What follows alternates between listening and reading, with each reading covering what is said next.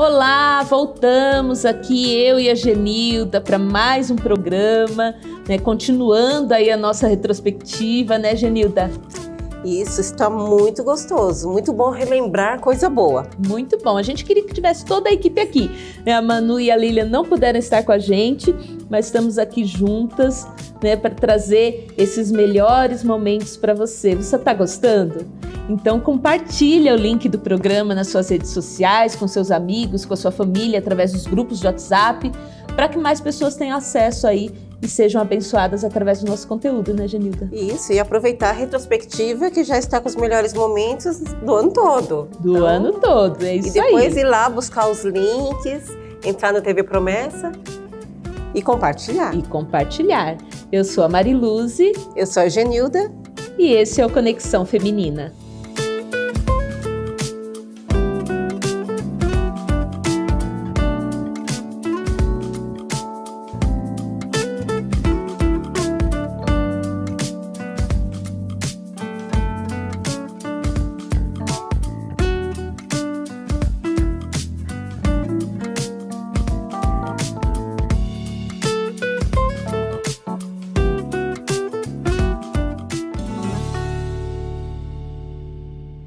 E hoje nós vamos continuar falando de família, mas aqui a gente recebeu aqui duas pessoas muito especiais, o pastor Edmilson Mendes e a filha dele, Mariana, que os dois são escritores, né, Genilda? Que coisa linda, que bênção, eu sou suspeita, gente. A Genilda é suspeita, a Genilda é uma excelente escritora, né, Genilda? Ainda não saiu o livro dela, mas vai sair. Ainda não, mas já estou me inspirando agora Isso. Com a Mariana e o pastor Edmilson. Isso, aliás, se inspire com eles, porque eles trouxeram aqui para nós, esse trecho que a gente trouxe aqui para vocês, eles dão dicas de como começar a escrever. Você quer ser um escritor? Tem que começar, né? Então eles dão algumas dicas de como começar. Vamos assistir, Genilda? Vamos lá, gente. A primeira coisa, se você tem vontade de escrever um livro, começa a escrever, né?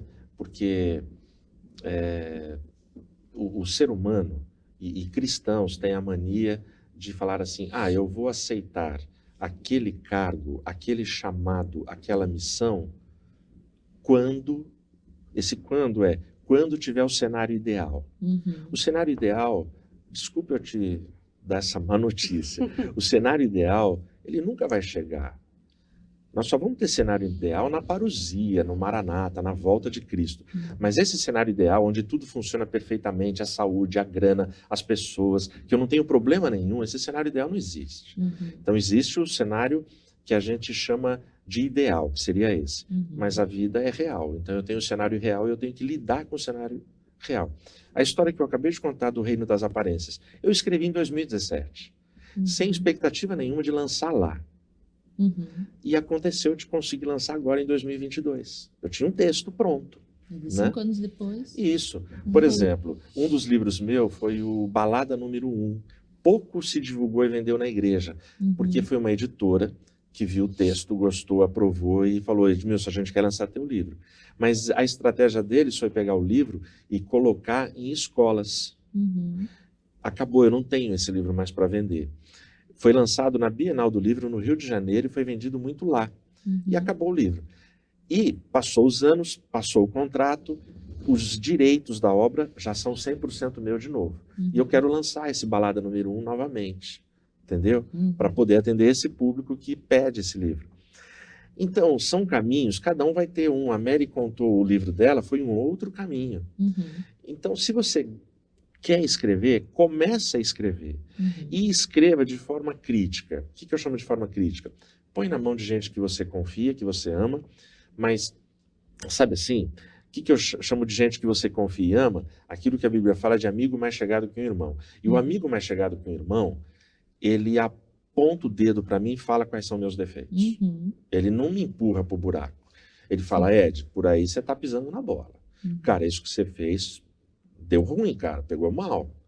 Não se trata, percebe? Então põe na mão de gente que vai fazer uma crítica, fala, ó, o texto tá bom, tá confuso, tá chato, entendeu? Ó, a Mary acabou de falar que ela escreveu, jogou fora, escreveu, jogou fora. Não gostei. Até ela chegar em um que ela falou, não, esse livro, esse texto dá para eu tentar. Eu acho que é isso. E óbvio, a primeira coisa, a principal, que não pode faltar nunca, ora. Se o teu texto é um texto que está no coração de Deus e que é relevante e que vai ser importante, fazer a diferença para muitas pessoas, Deus abrirá caminhos. Cara, ele abriu o Mar Vermelho. Abrir uma possibilidade numa editora para você é muito mais fácil. Não que tenha coisas difíceis para Deus, né? Exatamente. Mas é assim que eu penso. Não sei aí você, Mary. Não, concordo com tudo que você falou. Pronto. E tem uma coisa que eu aprendi e que foi um conselho que eu vi. Eu não lembro de quem eu vi esse conselho, mas é uma coisa que me ajuda bastante. Tudo que a gente quer ficar bom, tudo que você quer fazer bem, você precisa praticar. Sim. Escrever todo dia, não importa o quê.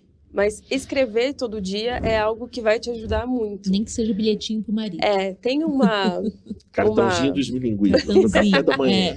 Tem uma... Eu esqueci o nome que falam, mas é uma prática que o pessoal chama de páginas matinais. Quando você acorda de manhã, se puder ser a primeira coisa do dia, se não, a hora que você puder, mas você separar um tempo para escrever o que vier na sua cabeça. Então, você pega um papel, se quiser escrever à mão, se quiser escrever no computador, mas você escreve qualquer coisa. Se foi sobre o seu devocional, se foi alguma coisa que você está pensando, algum projeto que você quer fazer, mas escrever sobre o que vier na sua cabeça, colocar todas as ideias e colocando no papel. Isso vai ajudando tanto a gente a fluir na criatividade, quanto a praticar a escrita, quanto ajudar a evitar bloqueios criativos possíveis. Mas foi um conselho que eu recebi e que me ajuda muito. Escrever todo dia, seja o que for. Seja um parágrafo, sejam 10 páginas, mas não deixar de escrever. Olha só que bacana, né? E aí, dica número 1, preciosa, é? Escrever. Ainda que seja bilhetinho, né? Ainda que seja bilhetinho pro marido, tem que escrever. Já fiquei inspirada. Eu amei essa dica da Mariana, né? Escrever um pouquinho, né? Ainda que seja uma frase por dia. Uma frase. E que bacana, não é? Pai, filha de peixe, peixinho sendo. Peixinho, sempre. Gente, essa entrevista foi muito boa, foi muito gostoso o bate-papo aqui com eles. A gente poderia ficar o dia inteiro aqui conversando, foi muito gostoso, passou tão rápido. Vale a pena vocês assistirem de novo essa entrevista, foi muito legal. Tenho certeza que vocês vão gostar. Assistir e comprar o livro deles, que é muito bom, gente. Muito bom. E se inspirar a escrever. Queremos mais escritores aqui no Conexão. Mais escritores no Conexão. E nós falamos também, Genilda, nós recebemos aqui a missionária Fran e o pastor Denis, né? Um casal também, um jovem casal, né? Que já tem filhos, né? Ele pastor, ela missionária, os dois pastoreiam igrejas, né? E são uma bênção. E eles trouxeram aqui dicas para nós de como manter o romance do namoro no casamento. O romance no ar. Aliás, o romance tem que se manter no ar. Tem que se manter. Vamos assistir as dicas que eles trouxeram pra gente? A gente trouxe um trechinho aqui pra você que eu tenho certeza que você vai gostar. Vamos lá. A gente também falando sobre essa questão, né?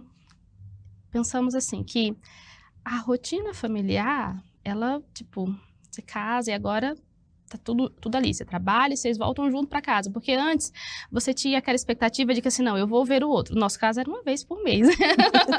Alguns conseguem se ver toda semana, dia sim, dia não, dependendo da rotina, né? Não tinha WhatsApp na época. Não tinha chamada de vídeo, era SMS. A gente falava por Skype, né? Por Skype, de vez em quando. De vez em quando, por Skype. Tinha uma promoção de uma operadora que nós pagávamos 25 centavos da ligação. Olha, nós usamos essa promoção. Olha a bênção, né? Nunca 25 centavos teve tanto valor pra gente como nessa época. Mas dentro do namoro, você tem toda essa expectativa, porque vocês não voltam pra casa juntos, né?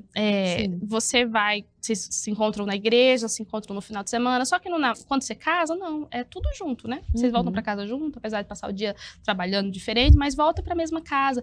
E às vezes a rotina, assim, já que a gente tá sempre junto, perde-se um pouco aquela expectativa que a gente tem no namoro de ver, de encontrar, de ter aquele momento só nós dois, né? Porque toda noite tá sempre junto.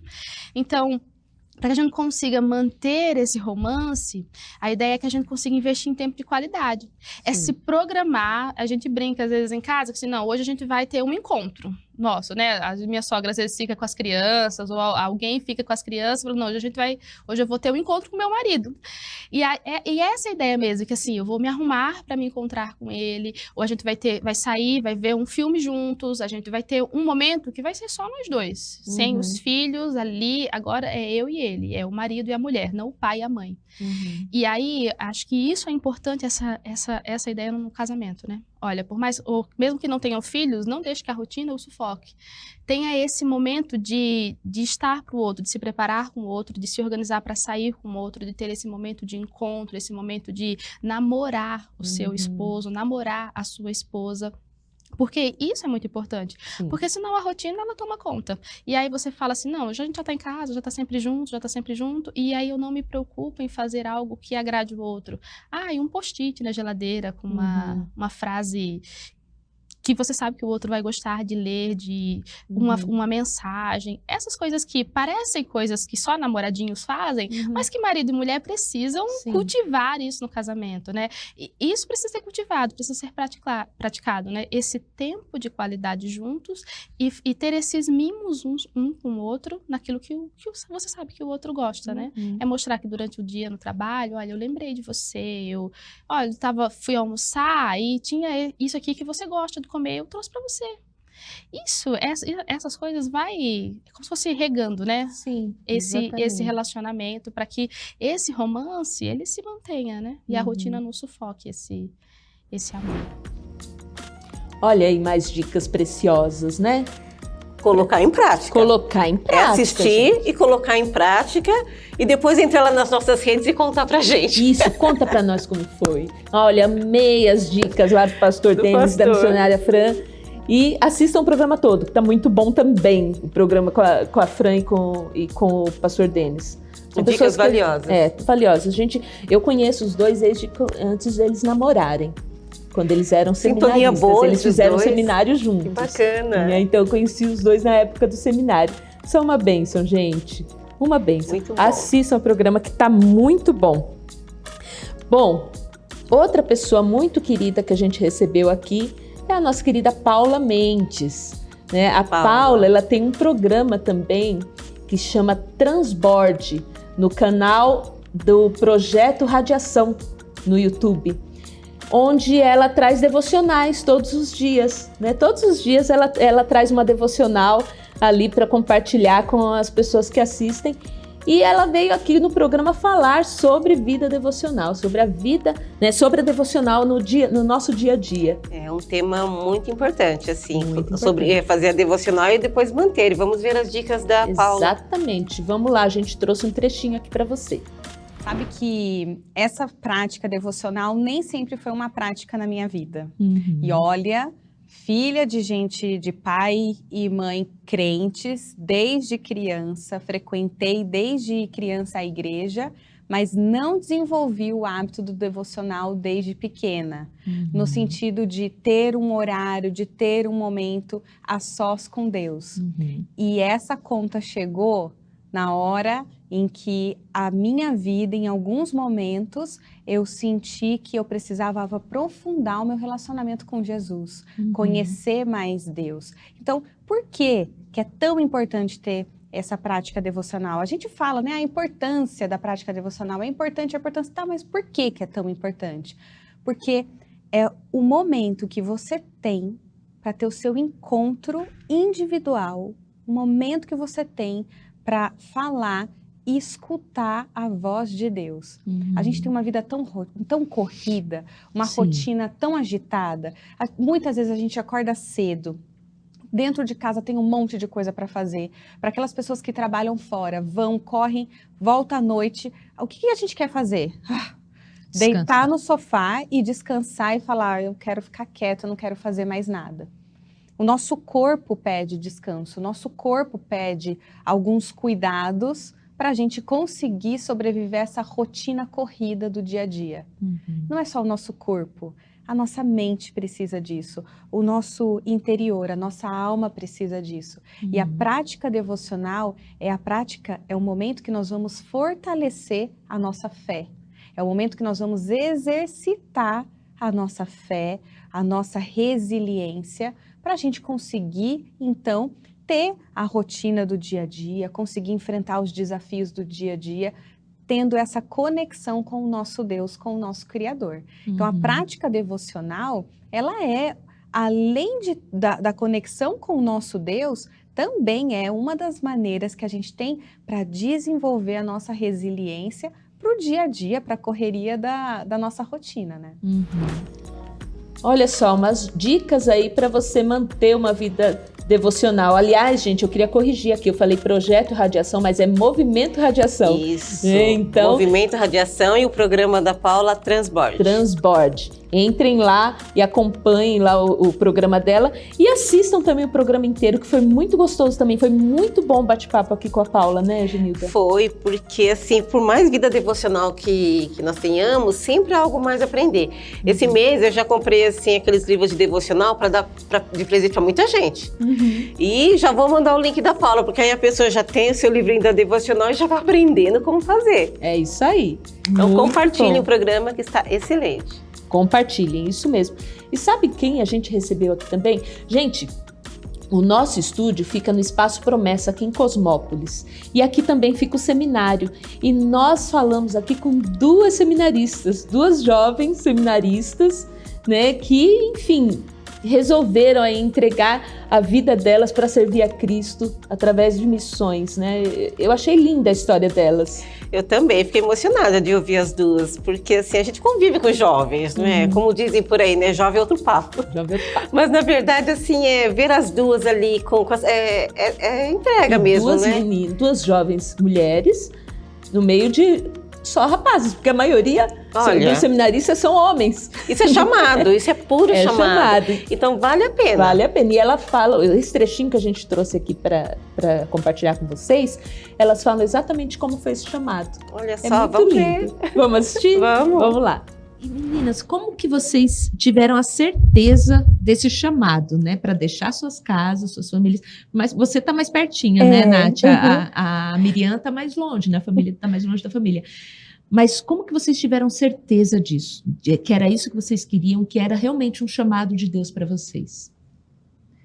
Então, eu acredito que tudo começou em 2015. A gente teve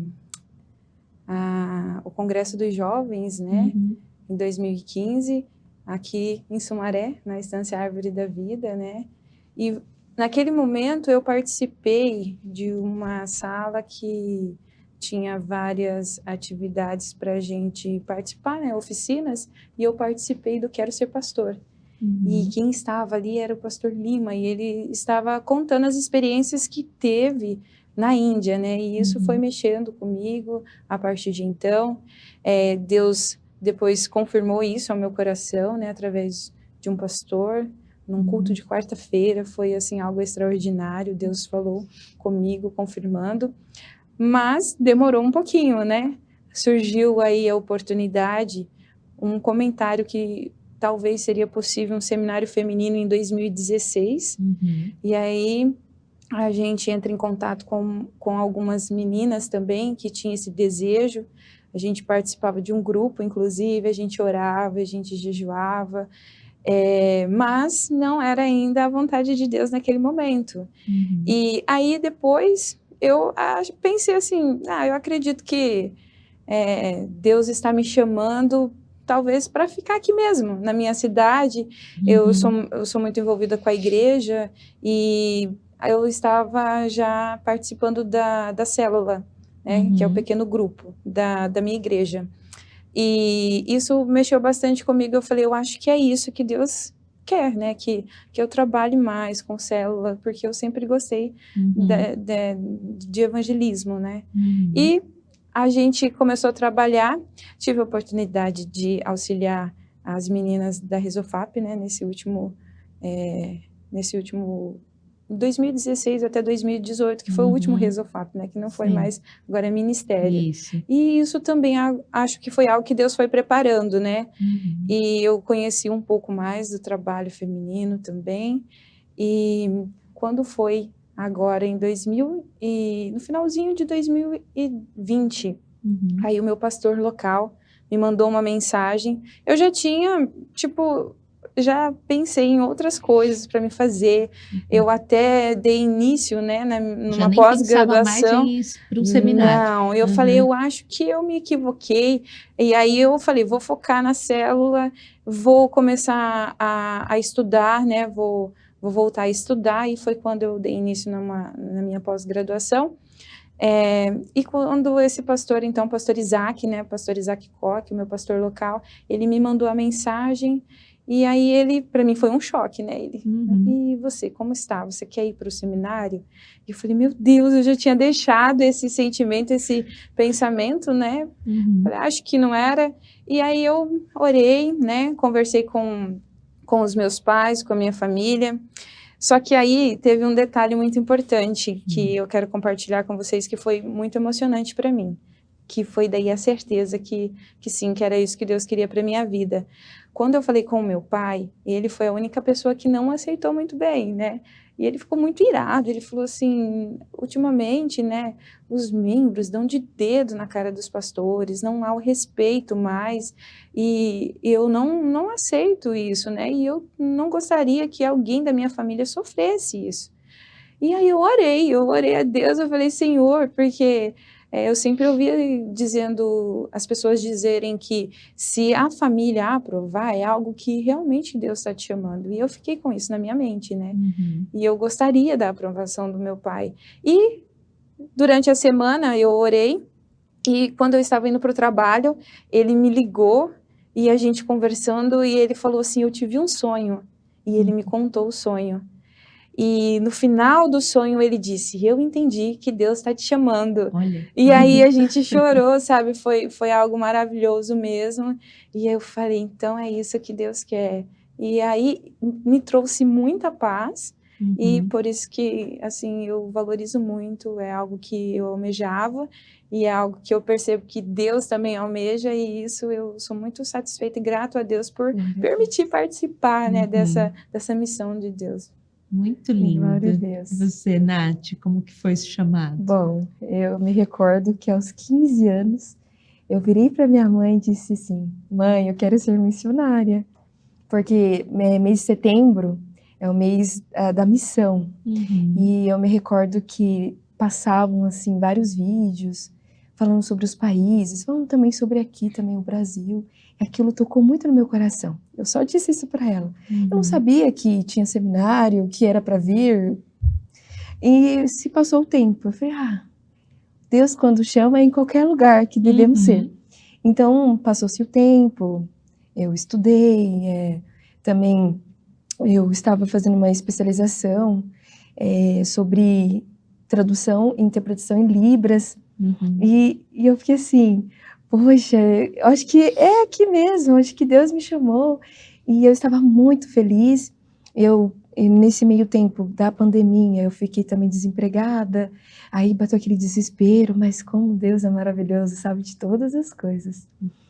E aí eu fui convidada também para poder também contribuir nas programações, fazendo a interpretação em Libras. E eu fiquei muito feliz, porque aí eu tive mais proximidade com os pastores, conhecendo mais de perto. E quando surgiu a proposta, quando a minha missionária disse assim, Nath, você quer ser missionária? Aí o Espírito Santo, que um dos grandes atributos dele, das características fortes que eu falo assim, que ele é o nosso lembrador. Aí eu me recordei, eu falei isso para minha mãe, eu disse isso para ela, e passou esse tempo todo, mais de 10 anos, e foi no momento exato que isso aconteceu, e eu disse, sim, eu quero. Mas eu falei, eita, eu tenho que falar com os meus pais. O que eles acham? Conversei com eles. Pai deu super apoio. Mãe estava um pouco resistente, assim. Mas algo incrível que ela disse foi, Deus me emprestou você. Eu cuidei, alimentei você, agora é hora de devolver. Eu falei assim, ai mãe, tá bom. Olha, eu que sou mãe, fico até emocionada aqui. Eu disse assim, tá bom, mãe. E eu agradeci muito a Deus pela vida deles, porque foram eles. que me sustentaram, que me deram forças. Instruíram, né? Instruíram no caminho certo. Eu lembro de manhã várias vezes ela levando a gente para a igreja, em tempo de chuva, muito forte. Assim, são flashes que passam na minha mente e falam assim, meu Deus, você é tão maravilhoso, me deu uma família tão maravilhosa, porque assim, o propósito de estar aqui é muito maior, de levar a palavra dele, e chegou isso. Aí a missionária, quando ela disse isso, eu aceitei, e tudo foi acontecendo na hora certa, daquilo que já estava no coração de Deus. E aqui estou. Ai, que lindo, né? Como é maravilhoso, né? Ouvir o Graças chamado a de Deus. Deus. Sim. Muito. Que coisa linda, né, Gê? Lindo, lindo. Olha, eu já vou chamar o meu filho, os amigos, as amigas, fazer a sessão pipoca lá e assistir as meninas de novo, gente. Porque Não, gente, é admirável. Inspira. E é chamado, né? Você viu? É o chamado que não tem como falar não, né? Quando Deus chama, é assim. Muito lindo, muito lindo. Assista o programa, porque foi muito gostoso também o bate-papo com elas. E eu tenho certeza que vai inspirar você, né? Vai inspirar você a dedicar mais a sua vida a servir a Jesus. Muito bom. E também inspirar outras mulheres, outros homens também, né? A gente fala mulheres porque, como a Mari falou, tem mais homens, né, na turma. Mas eu ainda creio que muitas meninas vão se inspirar aí na história e vão receber esse chamado. Mas a ideia é atender essa. o chamado, né? A ideia é essa, né? Porque assim, como tem muitos homens, a ideia é inspirar mais mulheres também, né? A gente compartilha com as amigas. Exatamente, compartilha, é isso aí. E nós recebemos aqui também uma amiga nossa, a Margarida. Olha, a gente acabamos de falar de jovens e agora nós vamos falar da melhor idade. Exatamente. A Margarida, ela dirige, né, um projeto muito bacana lá na igreja de Vila Maria, em São Paulo, onde a Genilda congrega, inclusive. Isso, né? amiga. E um projeto com as pessoas da melhor idade. Não é só mulheres, não. Tem homens que participam também, né, gente? Tem. E quando eles se reúnem, gente, dá vontade de estar no meio. Muito eles bom. São muito bons. Eu já ali. estive lá, né, visitando, inclusive, tive numa reunião dessa turma que é muito animada. Muito animada. É muito bom mesmo.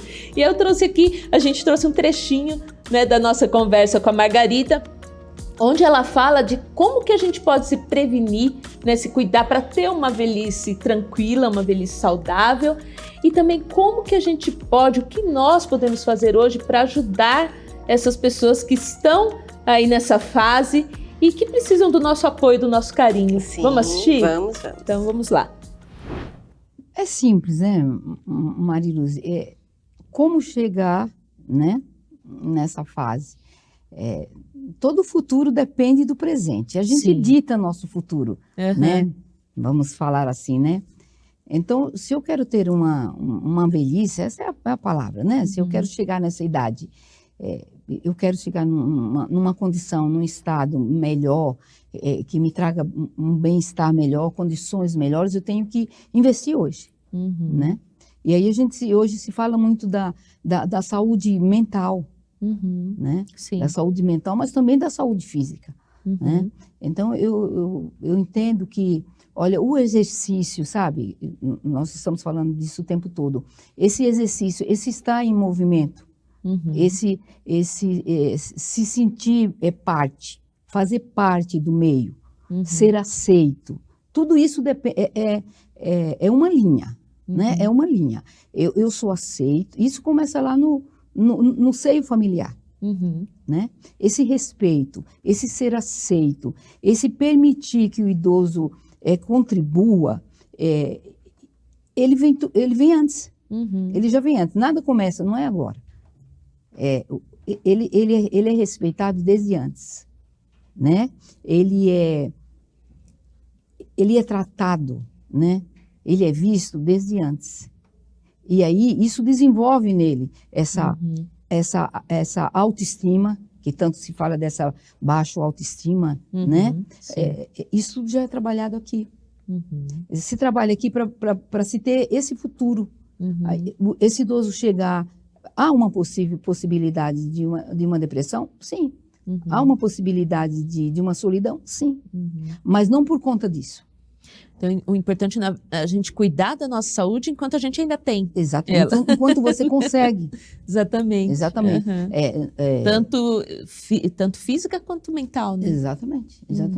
Então, isso também é um dever nosso. Sim. Nós não podemos ficar esperando do outro, mas nos colocarmos, né? Nos colocarmos nessa posição, sabe?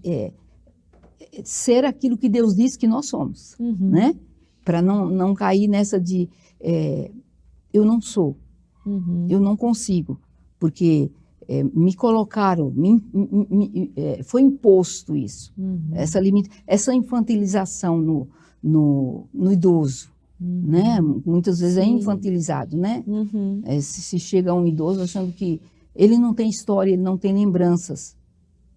Então, às vezes até infantiliza, que gracinha. Voltou a ser uma criança. Não, ninguém volta a ser criança. Pois é.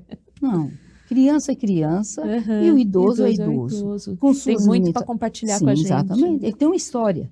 Essa história precisa ser respeitada. Tá vendo, gente? Inspirador. Assim, inspirador. A gente tem que se cuidar, né? Se cuidar para chegar lá com bastante saúde, né? E, né, como ela falou, respeitar a história, né? E respeitar a história deles. Eu encontrei a Margarida depois que assisti o programa, que assisti 2 vezes, até por ser minha amiga, que eu tinha certeza que ela ia perguntar. E eu falei para ela assim, amiga, na sua melhor idade você inspira demais.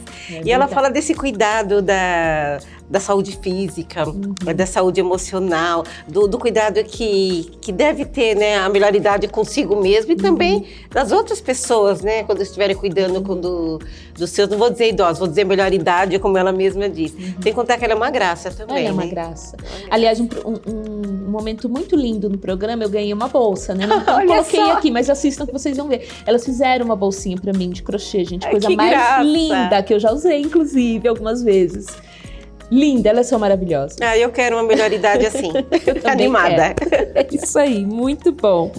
E hoje a gente fica por aqui, Genilda. A gente vai continuar ainda tem mais, a gente tem mais conteúdo para passar para vocês. Muita coisa boa aí nessa retrospectiva, que tem muito programa, mas, não cabe num programa só. Tá difícil escolher os momentos, mas a gente tá tentando. Tá tentando. Então semana que vem a gente tá junto de novo para trazer mais um pouquinho dos melhores momentos do nosso programa no ano de 2022 e a gente conta com você, né, Genilda? Estaremos aqui na próxima terça. É isso aí. Compartilhe o link desse programa aqui, continua acompanhando a gente nas nossas redes sociais e toda a programação da TV Viva Promessa e não percam os nossos programas. Se você perdeu algum, vai lá, fica gravado lá, fica lá no nosso canal do YouTube, no canal, na TV Viva Promessa. E assista e compartilhe. Tem conteúdo muito rico, muito bom, que eu tenho certeza que vai ser bênção para você e para as pessoas que você conhece também, para os seus amigos, né, Genilda? Isso, e já vão compartilhar nas nossas retrospectivas também. E até terça. Exatamente. Até terça.